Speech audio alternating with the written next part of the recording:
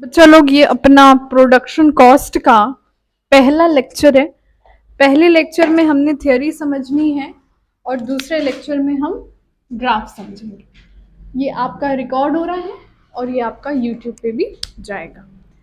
Production cost basically एक बहुत easy chapter है। इजी इस वजह से क्योंकि इस चैप्टर में आपको कॉस्ट के प्रकारों को समझना है। कॉस्ट के कितने टाइप्स होते हैं इनको समझना है। देखो, कॉस्ट के टाइप को समझना, अगर तुम उसको समझ जाते हो ना तभी उसका ग्राफ समझ में आएगा। एक छोटा सा एग्जाम्पल कि ये चैप्टर कैसे काम करेगा। देखो बच्चे, फिक्स कॉस्ट तुम लोग सब जानते हो है ना। फिक्स्ड कॉस्ट वो कॉस्ट होता है जो एक बिजनेस को इनकर करना ही करना है, चाहे प्रोडक्शन हो या ना हो, है ना। तो अभी इसका एक बहुत जो सबसे ज्यादा यूज्ड एग्जाम्पल है,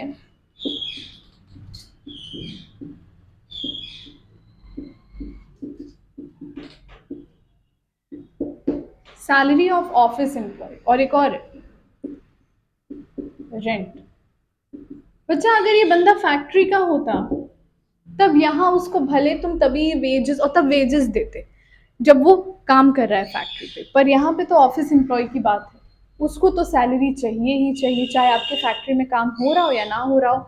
और सबसे वाजिब एग्जाम्पल होता है रेंट। तुम्हारा लैंडलॉर्ड इस चीज को नहीं, वो मैटर कर रहा है कि तुम्हारे ऑफिस में, तुम्हारी एंटिटी में प्रोडक्शन हो रहा है कि नहीं हो रहा है, उसको रेंट चाहिए तो चाहिए।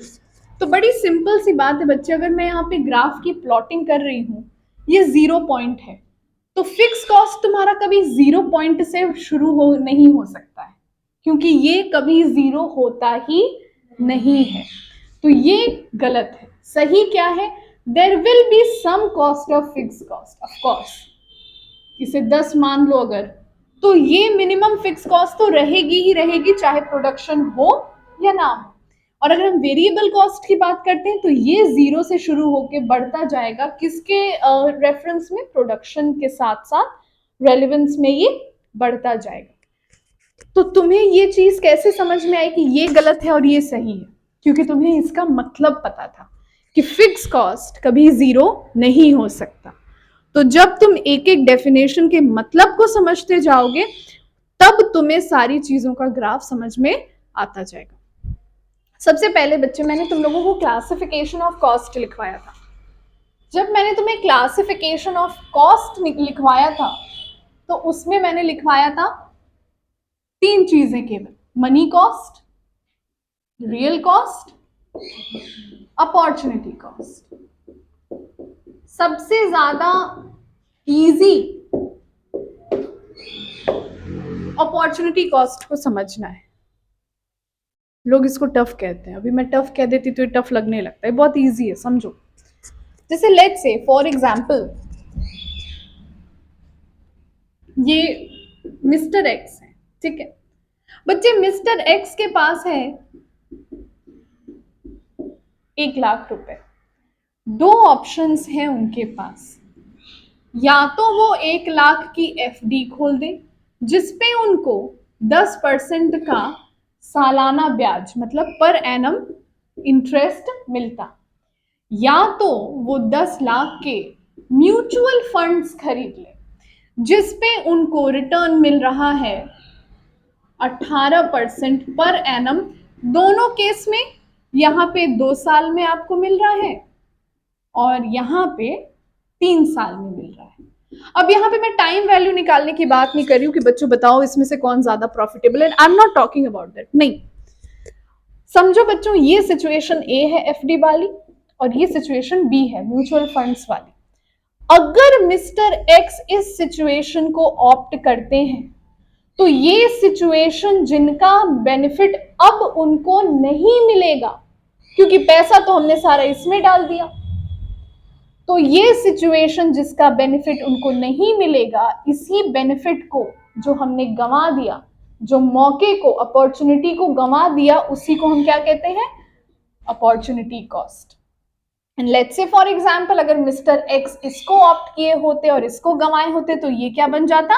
Opportunity cost. मतलब अपॉर्चुनिटी कॉस्ट का मतलब बेटा the next best alternative, next best alternative. Arrange marriage में देखते हो ना, ये लड़का नहीं, ये लड़का नहीं, ये लड़का नहीं, ये अरे ये मांगलिक है, अच्छा दूसरा वाला, अच्छा वो कमाता कम है, अच्छा तीसरा। लव मैरिज में सुन, ओनली वन। भावनाओं में मत बहो बच्चों, ये चीज क्लियर होगी ना। आगे बात करें, जैसे मान लो खुशी की हुई अरेंज मैरिज, दो लड़कों का रिश्ता है, एक कमाता बहुत अच्छा है, एक की पर्सनैलिटी बहुत अच्छी है, तो ये पर्सनैलिटी वाले के साथ गई तो दूसरे वाले की इनकम अपॉर्चुनिटी कॉस्ट है, और इनकम वाले के साथ गई तो पर्सनालिटी वाला अपॉर्चुनिटी कॉस्ट। अब क्लियर हो गया होगा, अब तो कभी नहीं भूलेगा लाइफ। बात आगे बढ़ाएं बच्चे, अब हम आते हैं, ये सबको क्लियर एकदम, ग्राफ पे आएंगे लेक्चर 2 में, अभी मतलब समझते चलो। मनी कॉस्ट, बच्चे मनी कॉस्ट में मैंने बड़ा बढ़िया सा नोट्स लिखवाया, तुम्हारे बुक में कुछ नहीं तो कम से कम 12 लाइन का दिया, तुम्हारे बुक में 12 लाइन मतलब कॉपी में 24 लाइन, मैंने केवल 4 लाइन का लिखवाया कि the money cost of producing a certain output of a commodity. उसके बाद वाली लाइन इंपॉर्टेंट है, पेंसिल से हाइलाइटर से कर लेना, sum of all payments to the factor of production. अच्छा, उसको मनी कॉस्ट कहते हैं, मतलब लैंड, लेबर, कैपिटल, एंटरप्रेन्योर कहिए, मशीनरी कहिए, टेक्नोलॉजी कहिए। लैंड अगर हमारी खुद की जमीन है बेटा, अगर हमारी खुद की जमीन है तो किस बात का रेंट, भाई तुम समझो, फैक्टर ऑफ प्रोडक्शन की पेमेंट की बोल रहे हैं ना, कि मनी कॉस्ट बोले तो फैक्टर ऑफ प्रोडक्शन को जो पेमेंट की गई, सही बात है। तो अगर तो ये लैंड हमारी लीज पे होती, रेंट पे होती, तो हम किराया भरते भरते ना, लेबर को तो वेजेस देना ही देना है, कैपिटल पे इंटरेस्ट ऑन कैपिटल अपने प्रोपराइटर को देना है, और मशीनरी वगैरह पे डेप्रिसिएशन लगेगा। यही तो है ना मनी कॉस्ट बच्चों, इसी को जोड़ के आप मनी कॉस्ट कहते हो। क्लियर है मेरी बात? ये सब बनाते चलो, ये सब बनाते चलो, रफ में कैसे याद रहेगा कि कैसे मैम क्या समझाई थी। बनाते भी रहो, अपने रफ राइटिंग भी बनाओ और समझो भी, हमें बहुत कुछ अभी कवर करना है। अब जरा मेरे एक सवाल का जवाब दे दो फिर बनाना। अगर मेरी खुद की जमीन है तो किस बात का हम रेंट पे करेंगे, तब किस बात का मनी कॉस्ट? मनी कॉस्ट तो होगा, मनी कॉस्ट तो होगा, कुछ तो जाएगा, मगर क्या? टैक्स। बेटा टैक्स तो फिर तुम्हें बहुत डीप कॉन्सेप्ट हमें समझाना पड़ेगा, वो अभी सबर करो, इनकम टैक्स आ रहा है, हाउस प्रॉपर्टी और अदर सोर्सेज वाले लाइन में तुम चलेगी। बहुत ही छोटा सा कॉमन सेंस का आंसर है, खुद सोचो। हम अपनी फैक्ट्री अगर किराए की या लीज की जमीन पे चला रहे तो रेंट दे रहे हैं, अगर मेरी अपनी जमीन है तो क्या जाएगा? अगर तुम्हारी अपनी जमीन है तो फर्निशिंग का खर्चा, बिजली का खर्चा, वो सारे खर्चे, हाँ मेंटेनेंस का खर्चा जो तुम्हारा मकान मालिक बेयर कर रहा था, वो अब किसे बेयर करना है? तुम्हें करना है। तो this is the money cost. बोलो बात क्लियर है? बच्चा लोग थोड़ा सा टेंशन रियल कॉस्ट भी समझ लेते हैं, लिखते भी चलो। कैसे लिखोगे तुम लोग की वैसे भी राइटिंग घटिया है, तो ये तो बनाने में दिक्कत आएगी ही नहीं। अब देखो नेक्स्ट, समझ लो रियल कॉस्ट। नहीं नहीं फोटो मत लो यार, फोटो फिर वो फोटो रखी रह जाती है, उस फोटो ज्यादा अपनी फोटो तुम लोग ताड़ लेते होगे। रियल कॉस्ट को समझ लो बच्चे। रियल कॉस्ट में एक शब्द मैंने लिखवाया है, एक्सर्शन। बच्चे what do you mean by the word exertion? Exertion का सबसे सिंपल मतलब है मेहनत, जो मेहनत लगी। रियल कॉस्ट एक नॉन कैश आइटम है, जरा इस चीज को समझिएगा बच्चों। ये कैश आइटम है, ये नॉन कैश है, और ये भी नॉन कैश है, क्योंकि वो अपॉर्चुनिटी तो गंवा दिए ना। बच्चा लोग first pay attention, I will pause the video, आप लोग लिख सकते हो, मैं 5 मिनट दूंगी। एक्सर्शन, मेहनत की बात की गई है, केवल कोचिंग इंस्टीट्यूट डालने तक नहीं है। यहाँ पे मैं 5 अलग अलग बैचेस को पढ़ा रही हूँ, अब बीबीए भी पढ़ा रही हूँ, तो यहाँ पे मुझे खुद शाम में 2 घंटे 3 घंटे बैठ के अपना भी देखना पड़ता है कि मेरी नॉलेज, देखो कॉमर्स एक ऐसा सब्जेक्ट है जहां पे साइंस की तरफ प्रिंसिपल्स नहीं होते हैं, चीजें बदलती रहती हैं, डायनेमिक होती है, इनकम टैक्स में खासकर, तो मुझे अपनी भी नॉलेज को अपडेट करने की जरूरत पड़ती है। तो यहाँ पे जो मेरी मेहनत लग रही है, पैसा लगाए, कैपिटल लगवाए, रूम तैयार की, वो ठीक है, मेरी जो अपनी टाइम लग रही है, मेरी जो अपनी एक्सर्शन लग रही है, मेहनत लग रही है, वो रियल कॉस्ट है। मैं कल स्किल डेवलपमेंट पढ़ा रही थी ना, इसी से रिलेटेड था कि भैया तुम्हें ड्राइविंग नहीं आती थी, तुमने ड्राइविंग सीखी 40 दिन और अब तुम बहुत अच्छी ड्राइविंग करी, तो ये तुमने एक स्किल को डेवलप किया। तो यहाँ पे बिजनेसमैन जितनी चीजों को सीखता है, जितने स्किल्स को लगाता है, वो तुम्हारे एम्प्लॉयज सैलरी पा रहे हैं ठीक है, पर उसी सैलरी में कुछ एम्प्लॉयज होंगे जो बड़ा बेमन से काम करेंगे और कुछ होंगे जो एकदम जी जान लगा के काम करेंगे। ये जो जी जान लगा के काम करें, उनकी मेहनत क्या है? रियल कॉस्ट है। कहते ना, उसको उसके मेहनत का फल मिलना चाहिए। मैंने मेहनत की है, मेरे को बोर्ड्स में 90+ आने चाहिए, तो ये जो तुम्हारा कॉन्सिक्वेंस ड्रॉ हो रहा है कि आई विल स्कोर इतना, वो क्या है? Real cost. हम मेहनत नहीं की होते तो हम नहीं एक्सपेक्ट करते। क्लियर है बेटा? Now draw this all, I will pause the lecture.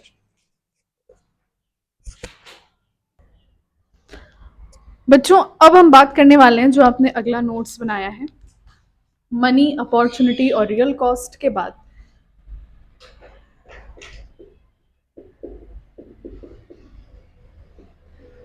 Explicit cost और इम्प्लिसिट कॉस्ट को आपको संग संग समझना है।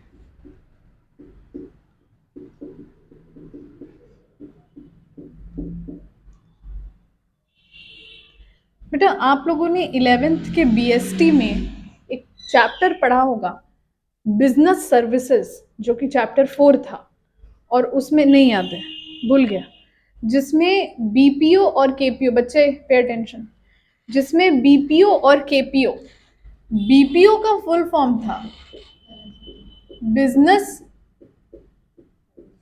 Processing outsourcing. वो एक्सप्लिसिट कॉस्ट का नाम बड़ा ही अच्छा एग्जाम्पल बन जाता है। केवल ये इकलौता एग्जाम्पल नहीं है, समझाने के लिए। बीपीओ में क्या होता था बच्चे, एक ऑफिस, एक एंटिटी अपने किसी ऑपरेशन को, क्योंकि उसको और इम्पोर्टेंट काम होते थे, वो आउटसोर्सिंग कर देता था। आउटसोर्सिंग मतलब वो काम किसी बाहरी एजेंसी से कराता था और इस एजेंसी को वो रेगुलर पेमेंट देता था। यही था बीपीओ का कंसेप्ट। एक्सप्लिसिट के कंसेप्ट को समझाने के लिए मैंने ये एग्जांपल दिया। बच्चे, जब भी बिजनेस बाहरी एजेंसी का, बाहरी सप्लायर्स का रॉ मटेरियल के लिए हेल्प लेती है, तो वो एक्सप्लिसिट हो जाती है। वो पेमेंट रेंट के फॉर्म में हो सकती है, सैलरी के फॉर्म में हो सकती है, कमीशन के फॉर्म में हो सकती है, कुछ भी हो सकती है। बस मैटर क्या करता है कि काम बिजनेस का है और बाहर से काम किया जा रहा है, बिजनेस के अंदर नहीं, ऑफिस में नहीं, फैक्ट्री में नहीं, समवेयर आउटसाइड। और अगर हम बात करते हैं इम्प्लिसिट कॉस्ट का, हम पेंसिल बनाते हैं, हमें लकड़ी की जरूरत पड़ती है, तो ये लकड़ी हमारी प्रोडक्शन डिपार्टमेंट खुद जाके, उन्होंने अपनी खुद की एक स्पेशलिस्ट की टीम तैयार की है, जो वो चुनते हैं, कटवाते हैं, लाते हैं फैक्ट्री में, हम उसको पूरी प्रोसेसिंग करते हैं। तो जब हम बाहरी व्यक्ति या एजेंसी को ना काम देकर सेल्फ सेल्फ ऑपरेशन करते हैं उस काम पे, तो वहां पे जो कॉस्ट लग रही है, तुमने एजेंसी तैयार की, जो पेड़ों की क्वालिटी को समझते हैं, लकड़ी की क्वालिटी को समझते हैं, उस टीम को भी तो पैसा दोगे। तो यहाँ पे उनको जो तुम सैलरी दे रहे हो वो किस में आएगी? Implicit cost. मतलब जब बुक में एक चीज लिखी हुई है, expenditure incurred by the firm in hiring factor of production process, बाहर से बंदे लाने में, और यहाँ पे हम अपने ही बंदों से काम करा रहे हैं, तो वहां जो पेमेंट दे रहे हैं वो क्या है? इम्प्लिसिट कॉस्ट है। इसके बाद हम आए थे, जो हमारा दूसरा टॉपिक था, you can make this, wait I will pause the video, बस खत्म होने वाला है लेक्चर पहला वाला। नॉर्मल प्रॉफिट, पार्टनरशिप में जो कवर किया था तुम लोगों ने, नॉर्मल प्रॉफिट के लिए वो बहुत ही रेलिवेंट था फिलहाल के लिए। नॉर्मल प्रॉफिट का क्या मतलब होता है बच्चों? When a profit can be said to be normal profit. Super normal profit का कंसेप्ट याद है? सुपर नॉर्मल के प्रॉफिट के कंसेप्ट में क्या होता था? सुपर नॉर्मल प्रॉफिट के कंसेप्ट में क्या होता था बच्चों? बाकी बिजनेस से अधिक प्रॉफिट हम कमा ले जाते थे। तो नॉर्मल प्रॉफिट में सबसे पहली चीज एक्सपेंस की बात करिए, तो अभी अभी तुम लोग को सिखा बेटा, एक फिक्स्ड कॉस्ट होगा, एक वेरिएबल कॉस्ट होगा। जब बिजनेस ये भी कवर कर लेता है, और अगर तुमने शेयर होल्डर्स या इन्वेस्टर्स को कुछ पैसा उठाया है, उनको जो इंटरेस्ट देना है वो भी कवर कर लिए, और कुछ बेयर मिनिमम तुम्हारी रिटेन्ड अर्निंग भी बच गई, तो रिटेन्ड अर्निंग बच भी सकती है, नहीं भी बच सकती है। ऐसे सिनेरियो को हम नॉर्मल प्रॉफिट कहते हैं। गया क्या ये? अभी तो डाला था इसमें। ओके, इधर तो नहीं है ना पानी। तो ऐसे सिनेरियो को हम नॉर्मल प्रॉफिट कहते हैं। बेसिकली ये नहीं भी होगा बच्चों, बेयर मिनिमम रिटर्न जितना अगर हम नहीं पाएंगे तो बिजनेस मेरा डूब जाएगा, तो ये भी कवर करना है और इनके इंटरेस्ट को भी कवर करना है। तो बेयर मिनिमम रिटर्न जो आपने कमाना ही कमाना और आप कमा ले गए, तो वो क्या होता है बेटा? Normal profit. इसके बाद भी कुछ नोट्स है?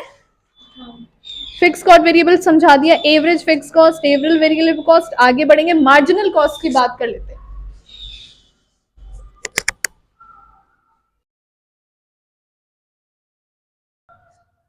बच्चे अंतिम देखेंगे, अभी लिखना मार्जिनल कॉस्ट।